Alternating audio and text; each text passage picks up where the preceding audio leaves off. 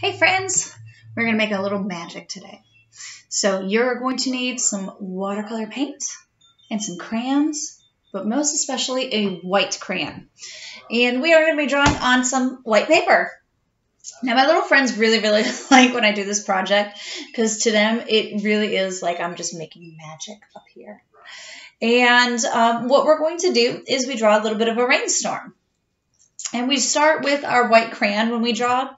And I have them drawing, a little horizon line. We draw some puddles. We draw some raindrops with the white crayon on the white paper. And then we use our watercolor paints to paint the sky and the rain. And ta-da! All of a sudden it shows up. Because what we have created is essentially a wax resist. And the wax will just kind of push all the paint away, leaving behind your drawing. So what we have is our little rainstorm. So this is what we're going to create. Now obviously, if I am coloring with a white crayon on my white paper, you are not going to see a thing that I'm doing, are you? No, of course not. So you'll be able to kind of refer to my picture up here as I'm going. And obviously, we can create different variations. If you want to add like a little rainbow on the side, that is okay. You do that. Now that you will be able to see. I do kind of keep it to the white when I do this with the little ones because, like I said, when all of a sudden the white crayon just appears with the watercolors, they're just like, oh my God, Miss Bims, how'd you do that? Gee, I don't know, guys. It's like we've done watercolor resist before. So I do have my paints all ready already. And my brush for when I need it. And some water. My paper. And my white crayon. And we do start by drawing our lines so we kind of separate our sky and our ground where everything's kind of falling. So you see how I did that. So as I'm drawing here, again, just kind of refer to my drawing up here so you can see what's going on. Because like I said, obviously, it all looks invisible. You can't see what's going on until we create that. I tell them that they can draw nice and dark if they'd like to. And then, now I've got my rain lined up real nice to my puddles.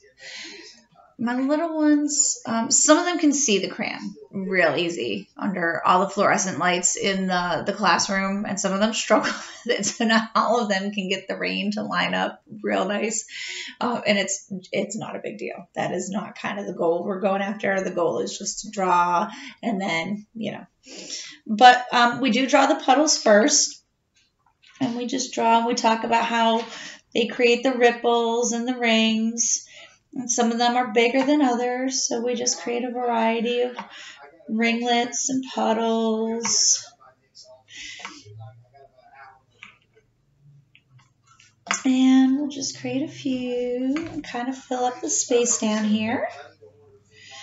And the one thing we try to do is make sure that they're not overlapping each other, because then we're defeating the purpose.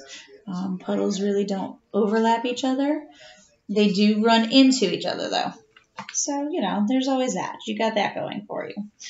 So, even I'm trying to see here with the glare. In my kitchen, it's, I've had to adjust to some things. It's different than drawing in my classroom. Now, I tell the kids, if you're able to see the puddles, then what you'll do is we draw our raindrops starting in the middle of whatever puddle you can see and go up. And we just draw a dotted line. And that's how I'm able to get the kids to kind of create their raindrops. To match the puddles, you start from the puddle and you go up. So that's kind of the little trick behind that one. And that's how some of them are able to do it. Ta-da! And we just take the rain and go right up. Let's see. I'm trying to see all my puddles. Not easy. I said this light is We've all had some obstacles in doing this, and I can hit a few more. Now, again, one thing I said was you can kind of adapt this if you want to add a little bit more color, because I'm a person who just hates color, right? If you want to add a little rainbow, you can do that. And you want to make sure that you can kind of see your horizon line, because your rainbow will stop there. And it's just a little bit of guy. So you'll hit a little bit of red. Just a little bit. And this is optional, because you see I didn't do it in my first one. No big deal. You don't have to do this. But after every storm, there is a rainbow, isn't there? You should always look for the rainbows. And if you can't find them, then you should be the rainbow in somebody else's cloud. So there's that. So that just took a second to do. Of course, if you want to make your rainbow a little bigger, that's not a big deal. I'll kind of blend my rainbow together a little bit. Just because. All right. So we're ready for the paint already. Push that crayon up there. And what we did, because it was kind of a rainy day, kind of a stormy day, we did, we used our dark colors. We used the blue. You see I got some gray in there. And some of the kids even used a little bit of purple when they were doing it. They were using the dark colors, and those looked really cool as well. So I'm going to stick to what you already see here. And wet the brush, watercolor won't work without wetting the brush. And I'm going to just kind of swirl gently around my watercolors. And you want to make sure that your watercolors are being taken care of, and then just start painting.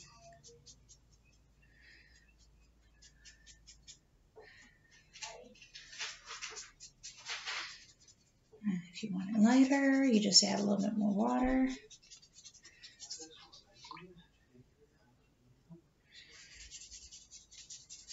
And then there we go. And if you want to add some black, of course you can. And try and get them to meet so they mix up a little bit while the colors are wet.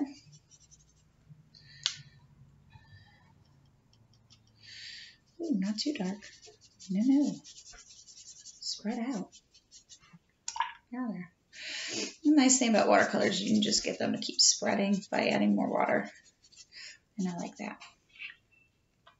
I don't paint with watercolor a whole lot by trade as I work myself, but I know a lot of people who do, and they're really gifted with it. So, and now you see all our little areas are kind of coming together here. This thing about black, I always tell the kids black is a super powerful color, super dark. You gotta be careful when we work with it, because it can change all the colors. It's a great color. Great color for mixing. Great color when you're doing stuff like this, creating shadows. We are almost done. Let's see, when you get a lot of black on there, you're able to really kind of spread that out.